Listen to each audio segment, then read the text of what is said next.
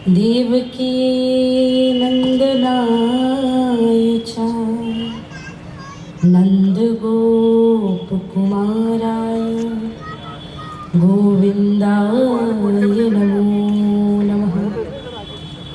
नमोस्तवन्ताय सहस्रमूर्तये सहस्रपादाय शिशिरोर्बाहुवे सहस्रनाम्ने पुरुषाय शाश्वते सहस्रकोटि युगधारिणे नमः। एक बार सभी लोग दोनों हाथ ऊपर उठाए, मुट्ठियां बांधे। देखो आप सबको पता है कैसे जय जय घोष लगाते हैं, और जो मुझे जानते हैं वो ये बात जानते हैं कि जब तक इस पांडाल से बाहर आवाज नहीं जाएगी तब तक मैं अपना बौद्धिक अपना कार्यक्रम प्रारंभ भी नहीं करूंगी। तो कम से कम इतना जोर से जय जय घोष हो कि पूरे छिंदवाड़ा को पता चले कि संघ शताब्दी वर्ष का उत्सव चल रहा है। उठाइए दोनों हाथ एकदम सीधे, मुट्ठियां बांध के, मुट्ठियां बांधकर संगठन को मजबूत करते हुए उच्च स्वर में पूरे जोश के साथ पूरे उत्साह के साथ बोलेंगे, भारत माता की, भारत माता की, हिंदू राष्ट्र की, हिंदू धर्म की, जय जय श्री राम, जय जय श्री राम, जय जय श्री राम। माँ भारती के चरणों में कोटि कोटि प्रणाम करती हूँ, वंदन करती हूँ। छिंदवाड़ा की ये परम पवित्र माटी, इस माटी को प्रणाम करती हूँ जिनके मुखारविंद से अभी आप संघ का इतिहास, संघ का समर्पण, संघ का जागरण और प्रारंभ से लेकर शताब्दी वर्ष तक का इतिहास जिनके माध्यम से हम सभी ने श्रवण किया। ऐसे परम आदरणीय श्री श्रवण जी भाई साहब, उससे पूर्व जिनके मुखारविंद से बड़ी ही सहजता, सरलता, मधुरता के साथ आप सभी ने मातृशक्ति, कुटुंब प्रबोधन, स्त्री जागरण के विषय में चर्चा सुनी। ऐसी परम वंदनीय वसुधा दीदी जी, विराजमान सभी भगवान श्री राम के भक्त, मातृशक्ति, प्रबुद्ध जन, समाज के सभी वरिष्ठ जन, आप सभी को भगवान श्री सीताराम जी का स्वरूप समझ के आप सबको प्रणाम करती हूँ, आप सबको नमन करती हूँ, आप सबको वंदन करती हूँ। गर्व की बात कहूँ मेरे लिए, मुझे आज भी बहुत अच्छे से याद है 2006 गुरुजी जन्म शताब्दी वर्ष, राष्ट्रीय स्वयंसेवक संघ का मंच और एक 13 साल की साध्वी सरस्वती इसी पोला ग्राउंड में इसी मंच पे आई थी। और आप आज तक वो कविता सुनते हैं, कश्मीर तो होगा पाकिस्तान नहीं होगा। केवल छिंदवाड़ा में नहीं, पूरे भारत में वो कविता। और जब कोई पूछता है तो मैं बड़े गर्व से कहती हूँ छिंदवाड़ा के दशहरा मैदान का उद्बोधन है। उस समय गुरुजी जन्म शताब्दी वर्ष था और आज संघ शताब्दी वर्ष में इसी पोला ग्राउंड में, इसी दशहरा मैदान में आप सबके सन्मुख हूं। ये मेरे लिए भी बड़े गर्व का विषय है, बड़ी प्रसन्नता का विषय है। हालांकि छिंदवाड़ा से एक कर्म भूमि होने के कारण भी कई बार लोगों ने मुझे पूछा कि दीदी आपके पूरे भारतवर्ष में इतने सारे कार्यक्रम होते हैं, लाखों की संख्या में लोग आते हैं, आप छिंदवाड़ा में ज्यादातर कार्यक्रम क्यों नहीं करती, इतने वर्षों का गैप क्यों? बस एक छोटी सी बात है, पूरी दुनिया को बताती हूँ, आप लोगों को भी बताऊं ताकि आप गौरवान्वित हो सके। तो मैं बड़े गर्व से लोगों से कहती हूँ कि पूरी दुनिया में अराजकता फैली है, पूरी दुनिया में विधर्मियों ने कब्जा फैला के रखा है, पूरी दुनिया में लोग अनुशासित नहीं है, पूरी दुनिया में लोग शायद धार्मिक नहीं है, इसलिए मुझे वहां ज्यादा जाने की आवश्यकता पड़ती है। पर मेरा छिंदवाड़ा तो साक्षात तीर्थ स्थल है, वहां कभी विधर्मियों ने सिर उठाया ही नहीं, वहां कभी इस प्रकार की कोई आसुरी शक्तियां हावी होती ही नहीं। और मैं भाई साहब को भी इससे पहले बता रही थी कि छिंदवाड़ा में आवश्यकता नहीं पड़ती, परंतु फिर भी संघ शताब्दी वर्ष का उत्सव है और हम उत्सव मनाने आए हैं। एक विषय और आपको कह दूं कि लोगों ने कहा कि ये आरएसएस का कार्यक्रम है, राष्ट्रीय स्वयंसेवक संघ का कार्यक्रम। जिन प्रचारकों को समर्पित कर दिया जाता है राष्ट्र के लिए, जिन प्रचारकों को कोई मासिक वेतन नहीं दिया जाता, जिन प्रचारकों के पास कल कहाँ भोजन होगा, परसों कहाँ जाना है, इसकी व्यवस्था नहीं है, आपको लगता है ये सारी व्यवस्था वो प्रचारक करेंगे? नहीं, ये कार्यक्रम राष्ट्रीय स्वयंसेवक संघ का नहीं है, ये कार्यक्रम सकल हिंदू समाज का कार्यक्रम है। पूरा हिंदू समाज एकजुट होकर के ये कार्यक्रम उसने आयोजित किया। एक नहीं, छिंदवाड़ा बस्ती में वैसे 5 कार्यक्रम है और संघ नहीं करा रहा है, ये सकल हिंदू समाज, क्योंकि 100 वर्षों में राष्ट्रीय स्वयंसेवक संघ ने हमें जो समर्पित किया है, उस समर्पण की भावना से हमारा भी कुछ कर्तव्य बनता है कि हम संघ को कुछ समर्पित करें, इसलिए हम ये उत्सव मना रहे हैं। सही, मैं प्रारंभ करूंगी, बहुत सारे विषयों पे आप सभी ने चर्चा सुनी, पर कुछ विषय ऐसे हैं समाज में कि आज भी प्रत्येक व्यक्ति के पास वो बात जानते हुए भी, वो बात मानते हुए भी, वो बात समझते हुए भी लोग समझ नहीं पा रहे। भाई साहब ने कहा ये हिंदू सम्मेलन क्यों हो रहे हैं, मैं आपको बता दूं, आजादी हमें मिल गई, किस चीज की? एक टैग की, लेकिन हम कहीं भी कभी कभी आज भी आजाद है।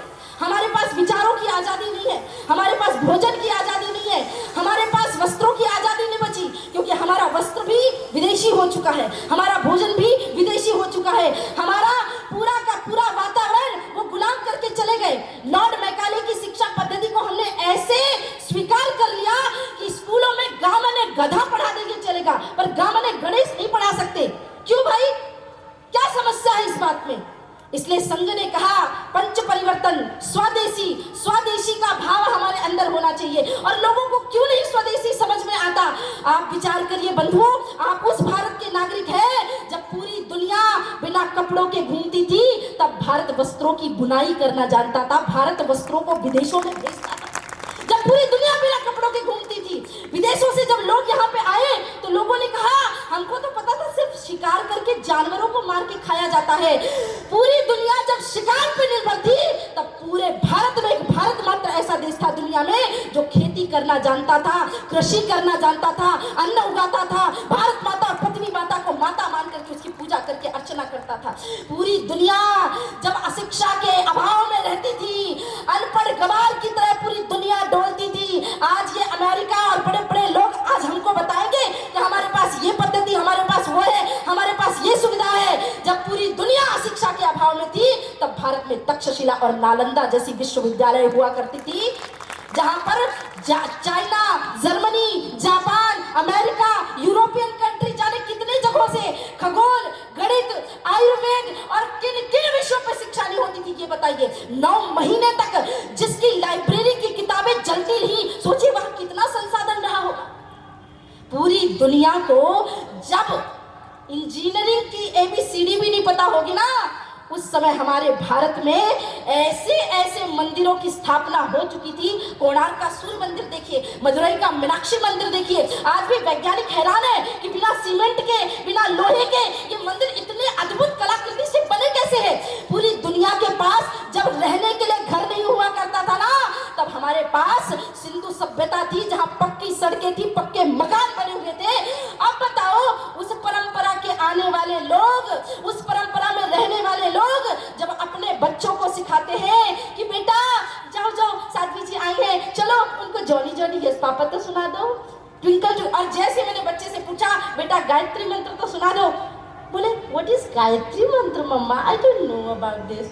ऐसा लगता है कि किस सभ्यता में जी रहे हैं। हमें गायत्री मंत्र नहीं आता, हमें हनुमान चालीसा नहीं आती। एक स्कूल के एनुअल फंक्शन में मैं गई, बच्चा 4 साल का बच्चा गाना गा रहा, 4 बोतल वोडका काम मेरा रोज का। माँ हंस रही है, ताली बजा रही है, क्लैपिंग कर रही बच्चे के लिए। मैंने उन माँ को बुलाया, मैंने कहा माँ आज आपका 4 साल का बच्चा कह रहा है 4 बोतल वोडका आपको बड़ा पसंद था। अरे साध्वी जी वो क्या है, मेरा बेटा हनी सिंह का बहुत बड़ा फैन है। मैंने कहा माँ अपने बेटे का को हनी सिंह का नहीं भगत सिंह का फैन बना, तभी देश का कल्याण होगा, तभी देश का उद्धार होगा। दुख की बात यह है, कष्ट की बात यह है, शर्म की बात यह है। तो राष्ट्रीय स्वयंसेवक संघ के पंच परिवर्तनों में से स्वदेशी, स्व का भाव हो, और उसके अलावा स्वभाषा, स्वभोजन, स्वभेषज, इसका भी बोध हमें होना चाहिए। कोविड आया तो 2 गांव का भी एक व्यक्ति दुकान पे जाएगा, भैया पैरासीटामोल डोलो दे दो, हाँ एजिथ्रोमाइसिन की टैबलेट दे दो, सबको पता है। पर आपको ये तो पता ही नहीं कि विदेशियों ने इन दवाइयों के माध्यम से हमें बीमार बनाया है। आज से 100 साल पहले आप बताओ किसी के घर में पैरासीटामोल हुआ करती थी? मेरी माताजी आज भी काढ़ा बना के हल्दी वाला दूध बना करके पिलाती है, लोगों की बीमारियां ठीक हो जाती है। आपको मैं बताती हूँ, अपनी सभ्यता में अगर आप वापस लौट के आएंगे तो भारत भारती को पुनः विश्व गुरु के पद पे प्रतिष्ठित होने से कोई नहीं रोक सकता प्यारे, कोई नहीं रोक सकता। आज हमें ये संकल्प लेना होगा। दूसरा विषय कुटुंब प्रबोधन। दीदी ने बहुत सुंदर उस पर विषय रखा माताओं के लिए, लेकिन मैं आप लोगों से बस छोटी सी एक प्रार्थना करना चाहती हूँ। जैसा दीदी ने कहा कि राजस्थान में, मध्य प्रदेश में, तमिलनाडु में, आसाम में कोई छत्रपति शिवाजी इसलिए नहीं आए क्योंकि वहां पे जीजाबाई नहीं थी। लेकिन अगर हमारी जीजाबाई आज स्वयं इतनी व्यस्त रहेंगी, जीजाबाई रील बनाने में व्यस्त है और शिवाजी महाराज अपने स्कूल में व्यस्त है, रील बनाने में कोई आपत्ति नहीं है। आजकल देश धर्म समाज के लिए भी अच्छी अच्छी रील बनाई जा सकती है, पर सोशल मीडिया का कैसा उपयोग करना है ये हमें पता होना चाहिए। दुख की बात तो ये है कि माताएं अपने बच्चों को स्तनपान कराने तक से डरती है कि उनका शारीरिक सौंदर्य न खत्म हो जाए। ये किस देश में हम जी रहे हैं? भगत सिंह फांसी के फंदे पे झूल रहे हैं। माता विद्यावती की आंखों में आंसू आ गए तो एक माँ कहती है, तेरी माँ तू शहीद की माँ है, मत रो, अच्छा नहीं लगता। तो विद्यावती रोते रोते कहती है, बाबरी मैं इसलिए नहीं रो रही हूँ कि मेरा बेटा शहीद हो रहा है, मैं तो इसलिए रो रही हूँ काश भगवान ने मुझे एक और भगत सिंह दिया होता और मैं उसको भी भारत देश के लिए निछावर कर देती। भाई साहब ने चर्चा की जोरावर सिंह और फतेह सिंह, गुरु गोविंद सिंह के वो लाल जब दीवारों पर चुनवाया जाने लगा तो छोटा भाई पहले दीवार पर चुन गया तो बड़े भाई की आंखों में आंसू। तो औरंगजेब कहता है, तुम डर गए, तुम डर गए, अभी भी वक्त है, तुम इस्लाम स्वीकार कर लो, तुम्हें छोड़ दिया जाएगा। उसने कहा, अरे भाई तूने मेरे पिता के बारे में जाना नहीं, अगर जानता तो कभी ये शब्द नहीं कहता कि मैं डर गया। हमारे पिताजी, हमारे गुरु गोविंद सिंह कहते हैं, 1.25 लाख ते एक लड़ावा, ते गुरु गोविंद सिंह नाम कहावा, चिड़िया ते में 5 लड़ावा। अरे तू कौन होता है मुझे बताने वाला कि मैं डर गया? मैं डर के आंसू नहीं है मेरी आंखों में, मेरी आंखों में वो अश्रु है कि देश में जन्म पहले मैंने लिया, माँ भारती का दूध पहले मैंने पिया, लेकिन देश के लिए शहीद होने की बारी आई तो मेरा छोटा भाई पहले शहीद हुआ, इसलिए मुझे रोना आ रहा है कि ये मौका मुझे। ये हमारा देश है, ये हमारा धर्म है। छिंदवाड़ा वासियों, मैं आप सभी से एक बात कहना चाहती हूँ, वो समय आ गया है जब मैं जगह जगह जाकर के एक गुंजान अवश्य करती हूँ। क्या वो समय चला गया जब हम शांति का भाषण दें? अब क्रांति की आवश्यकता है। भारतवर्ष में राष्ट्रीय स्वयंसेवक संघ, आप लोग पूछते हैं कि संघ संघ संघ क्या है? संघ, राष्ट्रीय स्वयंसेवक संघ क्या है? मैं आपको बताती हूँ। 3 प्रकार की सेना है, जल सेना, थल सेना, वायु सेना। एक चौथी भी सबसे बड़ी सेना है, वो है हमारी संघ सेना, राष्ट्रीय स्वयंसेवक संघ की सेना। आज भारत के अंदर जितनी विधर्मी शक्तियां मंडरा रही है, उन शक्तियों से अगर हमें कोई लड़ना सिखाता है तो राष्ट्रीय स्वयंसेवक संघ सिखाता है। किसी ने पूछा क्या है संघ, तो मैंने जगह जगह जाकर के लोगों को बताया कि संघ क्या है। आप सभी ने महाभारत पढ़ी, महाभारत में एक पात्र था, उसका नाम था कर्ण। कर्ण के पास एक कवच था, एक कुंडल था, जिसके होते हुए उसे कोई भेद नहीं सकता था, उसे कोई मार नहीं सकता था। स्वयं जगत पिता परमेश्वर मेरे माधव मेरे कृष्ण को भी पहले कवच और कुंडल का दान मांगना पड़ा, उसके बाद ही वो कर्ण को भेद पाए। उसी प्रकार से जैसे वो कवच होते हुए कर्ण को कोई भेद नहीं सकता था, उसी प्रकार से राष्ट्रीय स्वयंसेवक संघ भारतवर्ष का कवच है, और जिसके होते हुए किसी माई के लाल में इतनी हिम्मत नहीं कि भारतवर्ष की तरफ आंख उठा के देख सके। वरना देखो, इससे पहले तुर्किश आए, मुगल आए, विधर्मी आए, कितने लोग आकर के चले गए, लेकिन जब से राष्ट्रीय स्वयंसेवक संघ ने देश की बागडोर संभाली, तब से कौन क्या उखाड़ पाया, कौन क्या बिगाड़ पाया? बताइए आप। हमारा देश, हमारा धर्म, हमारा संघ, हम सबको इस बात का बोध होना चाहिए। तो इसलिए आप सभी जितनी मातृशक्ति यहाँ पे बैठी है, आप उन सभी मातृशक्तियों को ये बात का बोध हो कि उनके घर में शिवाजी महाराज आए। राष्ट्रीय स्वयंसेवक संघ का एक एक कार्यकर्ता घर से बाहर निकले, राष्ट्रीय स्वयंसेवक संघ के प्रचारक उनके घर से निकले, तभी हम कुटुंब प्रबोधन की बात कर पाएंगे। कुटुंब प्रबोधन क्या है?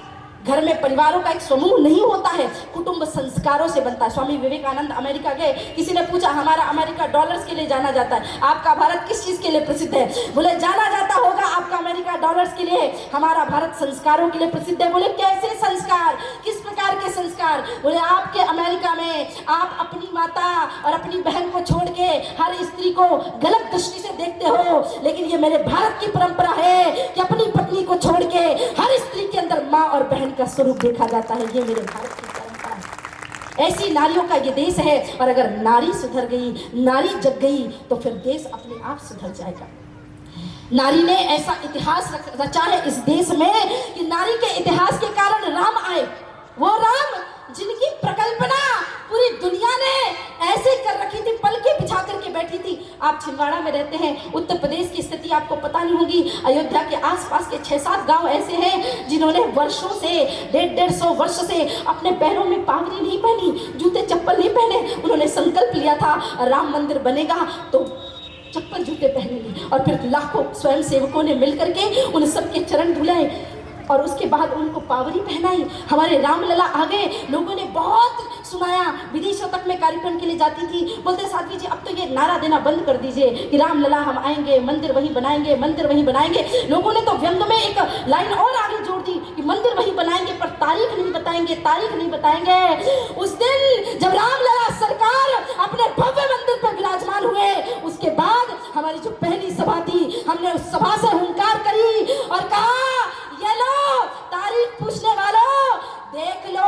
अपनी आंखों से, सुन लो अपने कानों से कि बाबर तेरी छाती पे भगवा ध्वज लहराया है, सौगंध राम की खाई थी, मंदिर वही बनाया है। न 1 इंच इधर न 1 इंच उधर, समय लगा, वक्त लगा, लेकिन जागे हम। शास्त्र कहता है जन्म दुखम जरा दुखम जाया दुखम पुनः पुनः ताकालम महादुखम तस्मात् जागृहि जागृहि जागृहि। तीसरा विषय है सामाजिक समरसता, उसके लिए जागने की बड़ी आवश्यकता है। बहुत जागृति लगेगी। क्यों? क्योंकि बांट दिया, तुम ब्राह्मण हो, तुम वैश्य हो, तुम रघुवंशी हो, तुम खाती समाज के हो, तुम ये समाज के हो, तुम वो हो, तुम वो हो, सब बांट दिया। किसी ने ये कभी नहीं कहा कि तुम हिंदू हो, तुम सनातनी हो। आपको मैं एक बात बता दूं, यहाँ जितने लोग बैठे हैं उनके मन से ये भ्रम दूर हो जाए कि हिंदुओं के पास जाति पाति की व्यवस्था नहीं है, हिंदुओं के पास वर्ण व्यवस्था है। तो लोगों ने कहा अगर वर्ण व्यवस्था है तो शूद्र ही क्यों सफाई करे?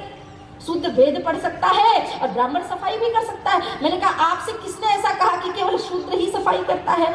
मैं साध्वी सरस्वती, श्रवण जी भाई साहब, पूज्य दीदी, आप सब पूछो, हम चारों वर्णों का निर्वहन करते हैं। जब मैं सुबह उठ करके अपने घर की स्वच्छता करती हूँ, अपने बिस्तर को बनाती हूँ या अपने बाथरूम या इत्यादि की सफाई करती हूँ, तो मेरा जो भाव होता है वो शूद्र का होता है। जब मैं अपने पराक्रम से मैं बहनों को तलवार भेंट करती हूँ, बहनों को हथियार चलाने की गुंजान मान करती हूँ, तब मैं क्षत्रिय बन जाती हूँ। जब हम भागवत कथा इत्यादि करके जो धन अर्जित होता है उससे एम्बुलेंस इत्यादि चलवाते हैं, गोजल पात्र स्थापित कराते हैं, तब मैं एक वैश्य की भूमिका में होती हूँ। और जब मैं भागवत कथा करती हूँ, व्यासपीठ पर बैठ के भगवान की दिव्य कथाएं सुनाती हूँ, तब मैं ब्राह्मण परिवार से कहलाती हूँ। मेरे अंदर चारों वर्ण समाहित है। और ये क्या दोगलापन हो गया कि भगवान के चरणों से गंगा निकली। गंगा कहाँ से निकली? भगवान विष्णु के चरणों से। वो गंगा पूरी दुनिया में पूजित है। लोग कहीं से भी जाए पाप करके गंगा जी में डुबकी लगाओ, पवित्र हो जाएंगे। और शूद्र कहाँ से निकले? शूद्रो अजायत, शूद्र कहाँ से निकले? भगवान के चरणों से। तो ये कैसी मति भ्रम हो गई आपकी कि गंगा चरणों से निकली तो दुनिया में पवित्र हो गई और शूद्र चरणों से निकले तो अपवित्र हो गए। ये एक मूर्खता की निशानी है। शूद्रों से ज्यादा पवित्र इस दुनिया में कोई और नहीं, क्योंकि अगर वो पवित्र नहीं होते तो राम शबरी के जूठे बेर खाने नहीं जाते, केवट की नैया पर नहीं बैठते, निषाद राज को अपना मित्र नहीं बनाते, विदुर जी के घर में जाके केले के छिलके नहीं खाते।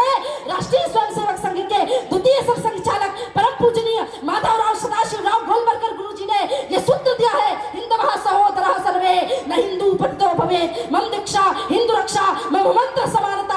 हम सब हिंदू हैं, हमारी केवल एक जाति है, हम सब सनातनी हैं, हमें कहीं और नहीं भटकना है। जिस दिन सनातनी इस भाव में जागृत हो गया, एकजुटता, संगठन में शक्ति है। अच्छा एक बात बताइए, एक पत्थर लिया आपने, कुत्ता आ रहा है, कुत्ते को पत्थर मार दिया आपने, कुत्ता भाग जाएगा, अकेला कुत्ता क्या करेगा? लेकिन एक पत्थर लिया आपने और मधुमक्खी के छत्ते पे मार दिया, क्या होगा? पूरे शरीर को लाल कर देगी मधुमक्खी। इस बात को समझिए, कुत्ते को पत्थर मारोगे तो वो भागेगा, लेकिन मधुमक्खी के छत्ते पे प्रहार किया क्योंकि वो संगठन के साथ रहती है। कुत्ते से छोटी है मधुमक्खी, लेकिन संगठन के साथ रहती है तो आप उसका बाल बांका नहीं कर सकते। एक कहानी याद आती है मुझे। एक जंगल में दो शेर रहते थे। अब दोनों शेरों की आपस में खूब तनातनी, खूब लड़ाई, खूब झगड़ा हुआ। ये बात गीदड़ों को पता चल गई। तो गीदड़ों ने कहा कि शेरों के बीच में जो दो शेर है उसमें से एक बूढ़ा हो गया है, तो पहले बूढ़े शेर को खत्म करते हैं, उसके बाद इसको खत्म कर देंगे।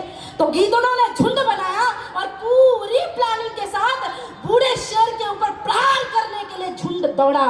जैसे ही दौड़ा तो ये जो जवान शेर था ये दहाड़ मार करके टूट पड़ा उसके ऊपर।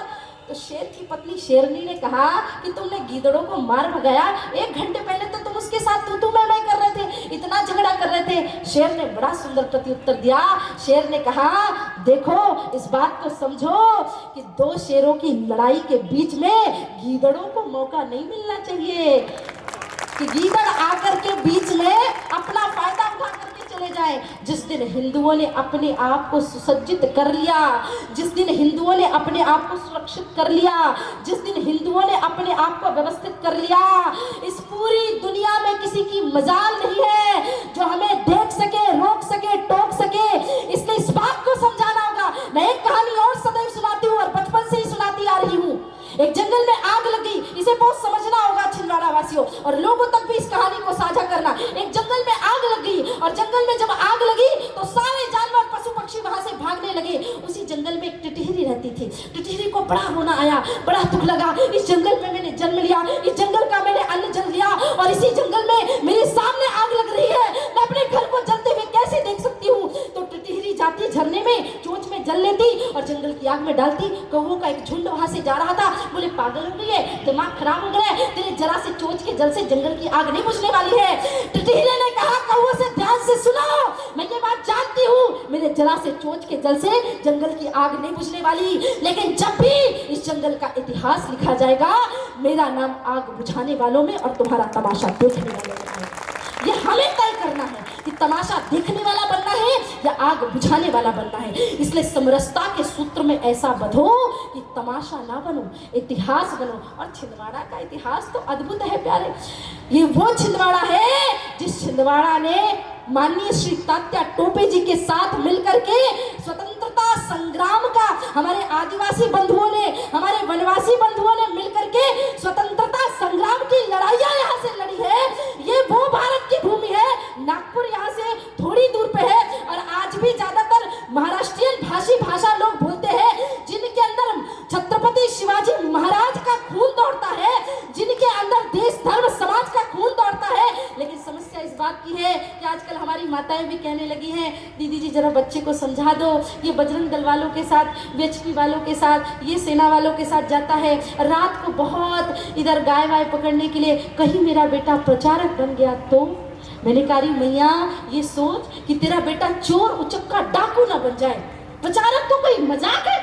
आपने ऐसे चने फुटाने समझ के रखे प्रचारकों को। ये प्रचारक तब बनते हैं, मैं कहती हूँ किसी के घर में किसी का बेटा डॉक्टर बने, इंजीनियर बने, कोई बहुत बड़ा अधिकारी बन जाए, बड़े भाग्य की बात है। पर जिस घर से भी प्रचारक निकल जाए उसके लिए बड़े सौभाग्य की बात है कि आपका बेटा देश धर्म समाज राष्ट्र के कार्य में निकला है। आप मुझे इस बात पे बताइए, इस विषय पे आप मुझे बताइए कि आप अपने घरों में एक एक व्यक्ति जब समरसता की भावना लेकर के आएगा तो भारतवर्ष को पुनः हम जिस मार्ग पर लेकर के जा रहे हैं उस मार्ग पे जाने से कोई नहीं रोक सकता। मैं तीसरा विषय बताती हूँ, नागरिक कर्तव्य। अब नागरिक कर्तव्य तो प्रायः सबको पता है, हेलमेट लगाना, ये लगाना, मैं वो कर्तव्य की बात नहीं कर रही हूँ। नागरिकों के कुछ और भी कर्तव्य होते हैं, अपने देश की, अपनी गौ माता की रक्षा करना। लेकिन हिंदू रक्षा कैसे करेंगे बताओ मुझे। 1-1 लाख के आईफोन है हमारे पास, कोई आपत्ति नहीं है, और महंगा खरीदो, भगवान करे आपको खूब धन मिले। करोड़ों रुपए की धन के आभूषण है माताओं के पास। मैं एक घर में गई तो एक माता मुझे कह रही थी कि साध्वी जी मेरी बेटी को समझाओ, दिन भर मोबाइल में लगी रहती है। मैं कहती हूँ रोटी वोटी बनाना सीख ले, दूसरे घर जाएगी, शादी होगी, कैसे चलेगा। मैंने कहा माँ अपनी बेटी को ये मत सिखा कि रोटी गोल कैसे बनाए। रोटी बनाना आए चाहे ना आए, बेटी को मेकअप करना आए चाहे ना आए, बेटी को सलीके के कपड़े पहनना भी आए चाहे ना आए, पर हर बेटी को तलवार चलाना जरूर आना चाहिए। हर बेटी को एक हाथ में माला और दूसरे हाथ में भाला की परंपरा हमारे देश की रही है। लेकिन अगर बेटा बेटी न्यू ईयर मनाने में लगे रहेंगे, अगर बेटा बेटी क्रिसमस बनाने में, बेटी बेटा को देखो 5 साल का बच्चा है उसको जोकर बना करके घूम रहा है, सेंटा बनाए। क्या बनाया? बोले सेंटा बना दिया। अभी फिर फरवरी आ रही, फिर ईसाइयों के चोचले चालू हो जाएंगे, पर वो ईसाइयों के उनको मनाने दो ना। वो कौन कौन से डे आएंगे, प्रॉमिस डे, रोज डे, कौन सा डे, वैलेंटाइन डे, पता नहीं कौन कौन से डे। और प्रॉमिस, यहाँ बहुत सारे युवा बैठे हैं तो शायद वो मेरी बात से असहमत होंगे, बोले दीदी क्या बात कर रहे हैं, ये सब तो बहुत अच्छा होता है प्रेम व्यवहार जताने के लिए। कौन सा प्रेम, कैसा प्रेम, ये कैसा प्रेम है महाराज कि जिस प्रेम की कोई कल्पना भी नहीं। मैं विदेशों में जाती हूँ कार्यक्रमों के लिए, भाई साहब फ्रिज में रखे हुए पिज्जा के लिए लड़ाई चल रही है प्रेमियों की। हाँ, बोले कि तूने मेरा भोजन कैसे खाया। पति पत्नी कमा रहे हैं दोनों, पति अपना खर्चा उठा रहा है, पत्नी अपना खर्चा उठा रही है। पति आया, पति ने अगर पत्नी का खरीदा हुआ खाना खा लिया तो पति लड़ाई कर रहा है। मैंने कहा रे भाई, हमारे भारत को देखो, 2 बजे रात को पति घर आता है तो माताएं गरम गरम रोटी बना के खिला रही है। हाँ, हमारे भारत की माताएं गरम रोटी कैसे बना दो अपने पतियों को खिला करके, इस बात से चिंतित है। विदेशों की नकल करना बंद कर दो। उसी नकल में एक डे आता है जिसका नाम है प्रॉमिस डे। अब प्रॉमिस करते हैं चांद सितारे तोड़ के लाएंगे, ये लाएंगे, वो लाएंगे, पर वास्तविकता में अगर ये सच्चे डे मनाए जाते हैं तो ये केवल सनातन संस्कृति में मनाए जाते हैं, और जिसको हम किसी डे का नाम नहीं देते, बिना डे मनाए। और वास्तविकता में प्रॉमिस डे का इतिहास बताती हूँ आपको। पहली बार वचन दिया था भगवान के शुद्ध अवतार में, 24 अवतार हुए आप सभी जानते हैं। पहला वचन दिया था मनु जी महाराज के यहाँ, जहाँ पे मनु जी महाराज के यहाँ 3 देवियां प्रकट हुई, देवहूति, आकृति और प्रसूति। मनु जी महाराज के 2 पुत्र उत्तान, पाद और प्रियव्रत, जिनसे उनके पूरे वंश की, यहाँ जितने लोग भी यहाँ बैठे हुए हैं वो सब मनु जी महाराज की संतानें हैं। हमने उस समय से पहला वचन लिया और मनु जी को पृथ्वी स्थापित करने के लिए भगवान ने वचन लिया कि मैं माता पृथ्वी को ऊपर लेकर के आऊंगा। रसातल से ऊपर लेकर के भगवान ने वाराह का अवतार धारण किया। वचन मांग लिया हिरण्यकशिपु ने और कह दिया न जल में मरूं, न थल में मरूं, न ऊपर मरूं, न नीचे न मरूं, न नर से मरूं, न पशु से मरूं। भगवान ने नरसिंह रूप धारण करके अपना वचन पूर्ण किया प्रहलाद के साथ। त्रेता युग में भगवान ने वचन दिया ऋषि मुनि को और कहा कि निश्चरहीन करो मही, भुज उठाए प्रलीन, सकल मुनि के आश्रमन जाय जाय रघुवीर। मेरे राम ने प्रॉमिस किया कि सारे राक्षसों का विनाश करूंगा। राम ने अपना वचन निभाया। द्वापर युग में भगवान कृष्ण ने प्रॉमिस किया यदा यदा ही धर्मस्य ग्लानिर्भवतु भारतः अभ्युत्थान स्वधर्मस्य तदात्मानं सृजाम्यहं परित्राणाय साधूनां विनाशाय च दुष्कृतां धर्म संस्थापनार्थाय संभवामि युगे युगे। परित्राणाय साधूनां, साधुओं की रक्षा के लिए, विनाशाय च दुष्कृतां, दुष्टों के विनाश के लिए, और धर्म संस्थापनार्थाय। भगवान ने 3 चीजों का वचन दिया। भगवान ने अपना प्रॉमिस यानी अपना वचन पूरा किया। कलयुग में वचन लिया छत्रपति शिवाजी महाराज ने कि हिंदवी स्वराज्य की स्थापना करूंगा। गुरु जी के पीछे पीछे घूमते थे भगवा वस्त्र पहन के। एक दिन समर्थ गुरु रामदास जी ने कहा शिवा ये क्या है, मेरे पीछे पीछे क्यों घूमता है भगवा पहन के? बोले आप मेरे गुरु, मैं आपका चेला, आपने भिक्षा मांगी तो मैं भी भिक्षा मांगूंगा। समर्थ गुरु रामदास ने कहा शिवा तेरा जन्म भगवा पहनने के लिए नहीं, पूरी दुनिया में भगवा फहराने के लिए हुआ है। जा हिंदवी स्वराज्य की स्थापना कर। शिवाजी महाराज ने वचन पूरा किया। एक प्रॉमिस किया था 1925 में केशव राम बलिराम हेडगेवार डॉक्टर साहब ने कि भारत को अखंड बनाऊंगा, हिंदुओं को एकजुट करूंगा। और फिर उन्होंने राष्ट्रीय स्वयंसेवक संघ की स्थापना की। उस समय संकल्प लिया था, उसके बाद संकल्प लिया परम पूजनीय गुरुदेव गोलवलकर जी ने। उन्होंने कहा भारत की अराजकता को मिटाना है, वर्षों का हिंदुओं का स्वप्न जो है उसे पूर्ण करना है। अयोध्या में भव्य प्रभु श्री राम का मंदिर बनाया है। करोड़ों हिंदुओं ने प्रॉमिस किया और वो प्रॉमिस पूरा किया। अयोध्या की धरती में प्रभु श्री राम का भव्य मंदिर तैयार किया। एक प्रॉमिस अभी है और अधूरा है, और उस प्रॉमिस को हम जल्दी पूरा करेंगे। और हमने कहा है मंचों से, उसे पुनः उद्घोष करेंगे कि अभी तो केवल झांकी है, मथुरा काशी बाकी है। एक मंदिर से हम प्रसन्न नहीं होंगे। किसी ने कहा कि क्या समस्या है, मस्जिदों को क्यों हटाना है, मंदिर क्यों बनाना है, अब जहां बन गए वहां बने रहने दो।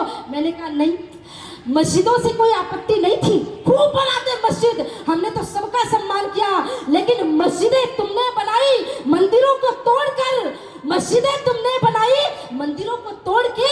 मस्जिदें क्या बन नहीं सकती थी मंदिर छोड़ के? हमने तो सदैव से तुमको कहा, जगह दी, स्थान दिया, लेकिन कुछ हिंदुओं की कायरता के कारण, मैं सदैव कहती हूँ, इस देश में मुझे ईसाइयों से खतरा नहीं है, इस देश में किसी इस्लामिक से कोई खतरा नहीं है। देश को खतरा है केवल उन जयचंदों से जो अपने थोड़े से स्वार्थ के लिए टोपी पहनने चले जाते हैं, जो अपने थोड़े से स्वार्थ के लिए। कहाँ गए वो लोग, कहाँ गए वो लोग जो चिल्लाते थे और कहते थे शिव जी के ऊपर दूध मत चढ़ाओ, किसी बच्चे को पिला दो, कुपोषण का शिकार होने से बच जाएगा। पहली बात तो दूध मेरा, गाय मेरी, शिव जी मेरे, मैं मेरे शिव को दूध से नहलाऊं, गंगा जल से नहलाऊं, किसी के बाप का क्या जाता है। और हमारे यहाँ 2 बच्चे हम पाल लेंगे, हम पिला लेंगे उनको। इतने बच्चे पैदा ही क्यों करते हो अगर उनको पाला नहीं जाता है?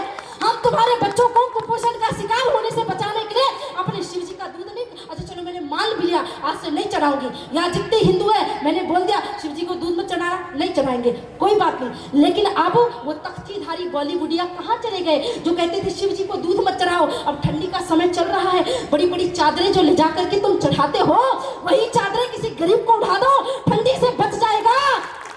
वही चादरें किसी ऐसे व्यक्ति को, मजदूर को जाकर के चढ़ा दो। लेकिन समस्या इस बात की है कि मेरा कहा हुआ दिख जाता है, दीदी तो इस्लाम विरोधी है। किसने कहा मैं इस्लाम विरोधी? आना कभी कथा सुनना मेरी, रहीम रस खान के दोहे गाती हूँ, गुलाब सखी की भजन जो है वो मैं गाती हूँ। हम एपीजे अब्दुल कलाम का सम्मान करते हैं, पर मैं अपने मंचों से कहती हूँ हिंदुओं कि जो छेड़ेगा हिंदुओं की हस्ती को, मिटा देंगे हम उसकी हर एक बस्ती को।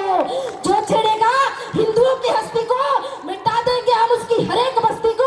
रहना है तो रहीम रस खान बन के रहो, औरंगजेब बाबर बने तो खाक में मिला देंगे तुम्हारी हर एक हस्ती को। हमारे देश में औरंगजेब और बाबर की आवश्यकता नहीं है। कहाँ चला गया वो देश जो शिवाजी को पुकारता था? हम अपने सिलेबस में अकबर महान है नहीं बताएंगे, गुरु गोविंद सिंह महान है, महाराणा प्रताप महान है, छत्रपति शिवाजी महाराज महान है, हाड़ी की रानी महान है। हमारे यहाँ वो महान है जिन्होंने देश के लिए समर्पण दिया है। कातिलों की मुक्ति का विधान हो गया यहाँ, आज देशद्रोही भी महान हो गया यहाँ। एक रिवॉल्वर ने देशभक्ति को डरा दिया, कातिलों की टोलियों को रहनुमा बना दिया। कल लिए हुए कड़ाता बम बनाती टोलियां जो उजाड़ता रहा है मेहंदी मांग रोलियां, जो हमारी रोती मातृभूमि को सुकून दे और देशद्रोहियों को गोलियों से भून दे, ऐसे सरफरोश का फिर हमें प्रकाश चाहिए। देश के लिए पटेल और सुभाष चाहिए, ऐसा नेतृत्व।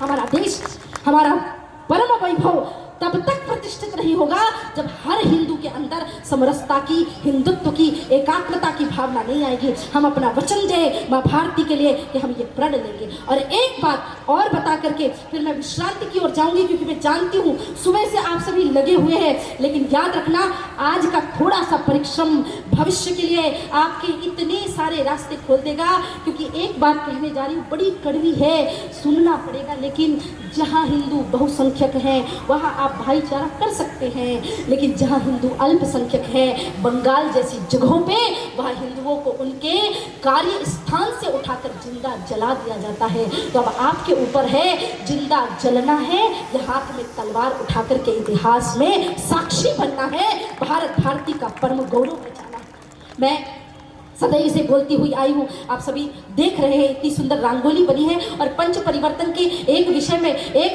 मैं सदैव से बोलती आई, लेकिन लोगों ने उस समय सुना ही नहीं, समझा ही नहीं, जाना नहीं। पर्यावरण के भाव को हम ऐसे मान लें कि हमारे देश में ऑक्सीजन कौन देते हैं? पेड़ देते हैं। तो पाकिस्तान में कोई और आता है ऑक्सीजन देने?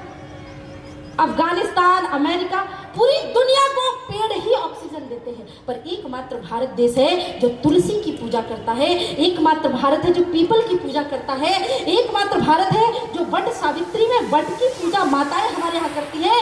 ये त्योहार वहाँ नहीं होते। सूर्य पूरी दुनिया को सूर्य प्रकाश देता है, विटामिन डी पूरी दुनिया बीच के किनारे बैठ लेती है, लेकिन एकमात्र भारत देश है जो सुबह स्नान करने के बाद एक लोटा जल लेकर भगवान सूर्य के सामने अर्पित करते हुए कहता है, जपा कुसुम सांकाशम काश्यपेयम महादतिम तमो हरिम सर्व पापग्नम प्रणतोष्मि दिवाकरम। पूरी दुनिया हाथ में एक कुत्ता उठा लेगी और कहेगी वी आर एनिमल लवर। हमारे यहाँ एनिमल लवर की परंपरा तो इतनी विराट रही है, हम गाय को माँ कहते हैं।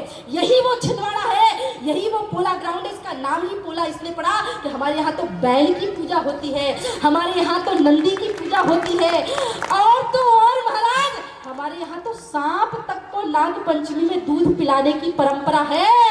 पूरी दुनिया एनिमल लवर होने का ढोंग करती है, पर पूरी दुनिया में अगर एनिमल से कोई प्यार करता है वो भारत करता है। लेकिन हमें अपनी सभ्यता में वापस पुनः आना होगा, पुनः समझना होगा, वरना वो इतिहास भी रहा है जहां तलवार देखकर लोगों ने सलवार पहन ली। अब हमें वो दिन वापस लाना होगा जब हमें अपने इतिहास के गौरव को याद करके, क्योंकि हमारे पास बहुत सारी विडंबनाएं हैं। अभी हमने वृंदावन में कथा करी ऑपरेशन सिंदूर को समर्पित करते हुए, और इसी पोला ग्राउंड की धरती पे मैंने कविता का गुंजान किया था, क्योंकि अब वो बोलना इसलिए पड़ेगा, कम से कम मुझे 150 से ज़्यादा तो मैसेजेस आ गए और बहुत सारे लोगों ने कहा दीदी आपने उस दिन बोला था तो उसी कविता के साथ ही विश्राम करूंगी।